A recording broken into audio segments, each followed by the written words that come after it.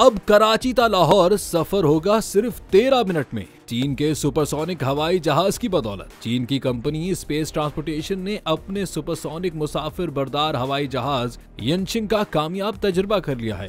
ये तैयारा 3045 मील फी घंटा की रफ्तार रखता है। गोया ये मुसाफिरों को लंदन से न्यूयॉर्क 2 घंटे जबकि सिर्फ 13 मिनट में कराची से लाहौर पहुंचा सकता है। वक्त की जबरदस्त बचत कराते यनशिंग सुपरसोनिक जहाज की सर्विस अगले चंद साल में शुरू होगी। ये रैमजेट इंजन की मदद से उड़ता है जो फजा की ऑक्सीजन काम में लाकर इस्तेमाल करता है और यूं जबरदस्त रफ्तार पैदा करता है।